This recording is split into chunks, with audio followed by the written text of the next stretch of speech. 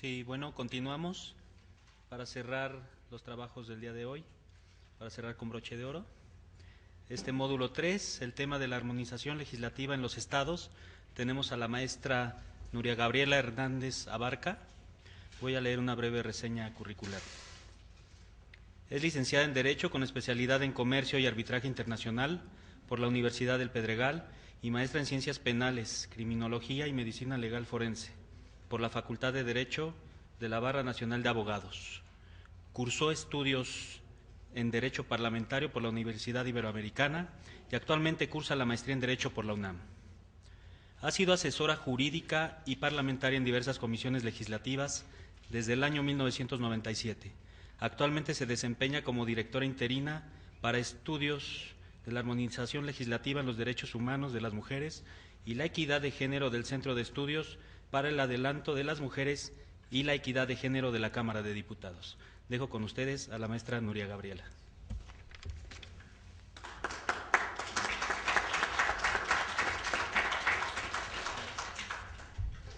Gracias. Pues buenas tardes a todas. Primero que nada, les agradezco el que nos demos la oportunidad de estar aquí en este diplomado y más el día de hoy. Las felicito a todas por ser Día del Amor y la Amistad, ¿verdad? Y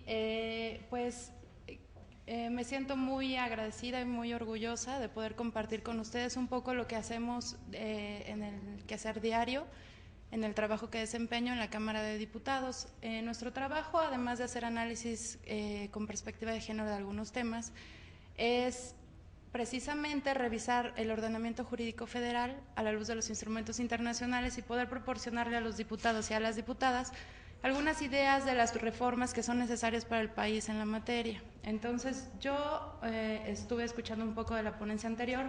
Me parece que ya sentó las bases de lo que es la armonización legislativa y los tipos de armonización legislativa que hay.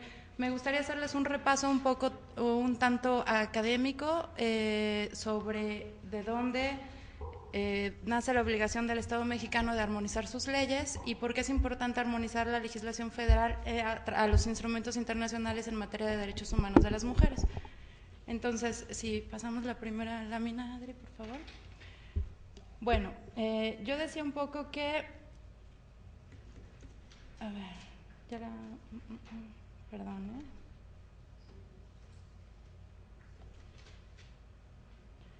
Ok. Las relaciones de los países obligan a que en el derecho internacional se regulen normas que son importantes para todos los países en general. En este caso, los derechos humanos son una parte fundamental del derecho internacional público.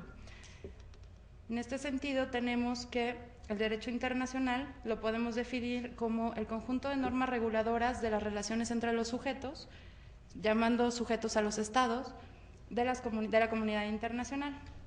De manera específica, en el tema que nos ocupa, nos importa abordar lo que son el derecho internacional de los derechos humanos, en este caso de los derechos humanos de las mujeres.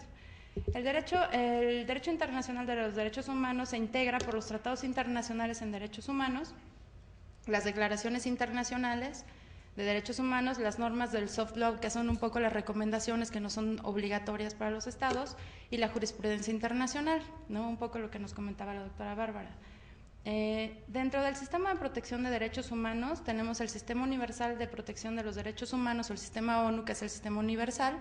Tenemos el Sistema Interamericano de Protección de los Derechos Humanos, que es el sistema regional, el que nos aplica también a nosotros independientemente del Sistema Universal. El Sistema Complementario Especializado, que es aquel sistema que aborda temas específicos, y bueno, el sistema interno, el sistema interno de cada país, ¿no?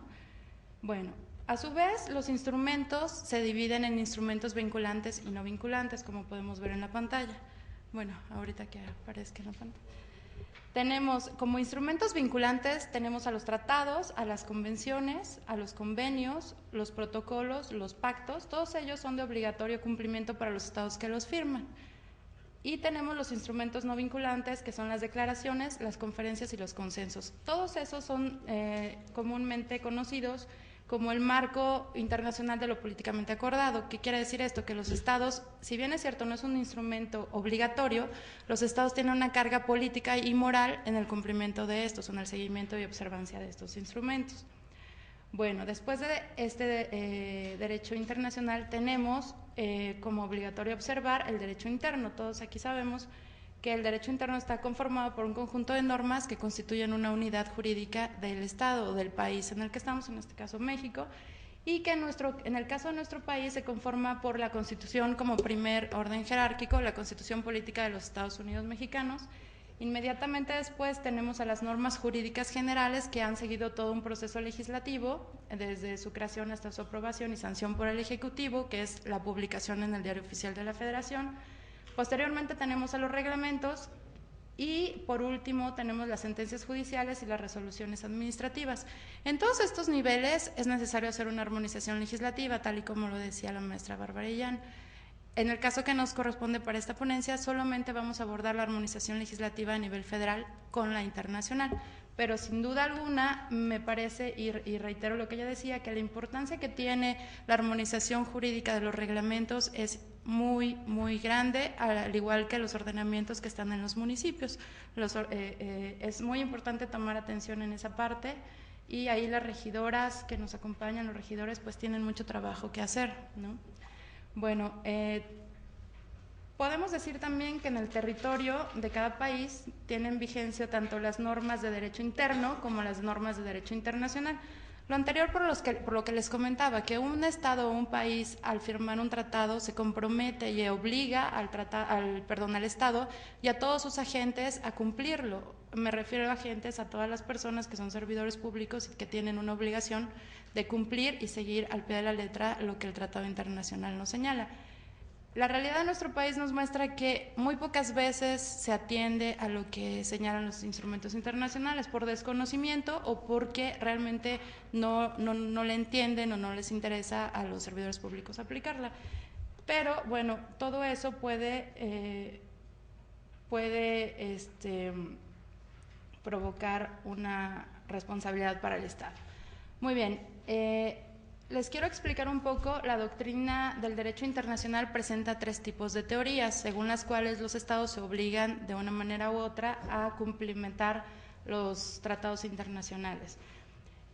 Tenemos en primera instancia la teoría, la dualista, que nos señala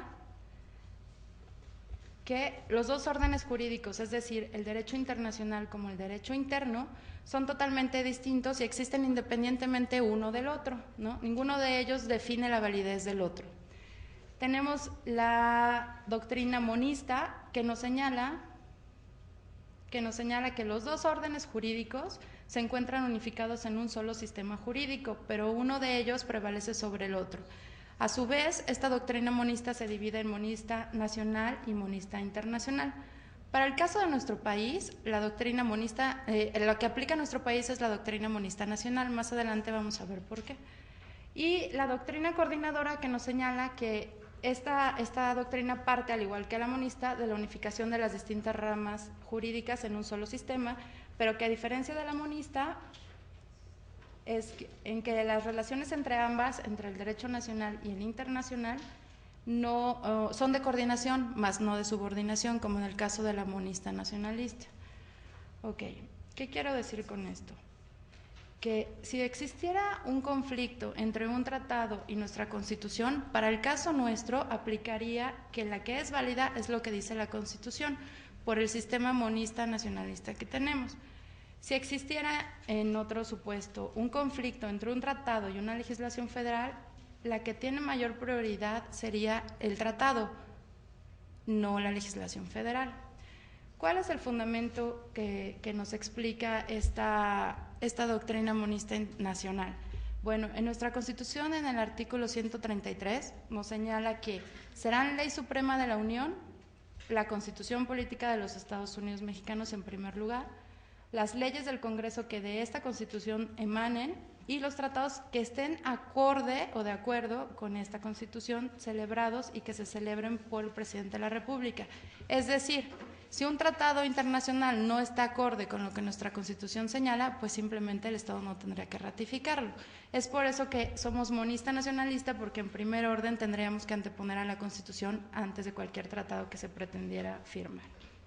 Bueno, también el artículo 133 nos señala que los jueces tendrán la obligación de atender a dicha ley suprema, aun cuando existiesen disposiciones en contrario y las constituciones o leyes locales denominadas constituciones estatales, ¿no? Bueno, entonces esto es por esto que el Estado mexicano tiene la obligación de observar este principio y de atender dicho principio cuando se quisiera firmar un tratado internacional en materia de derechos humanos, en este caso de las mujeres.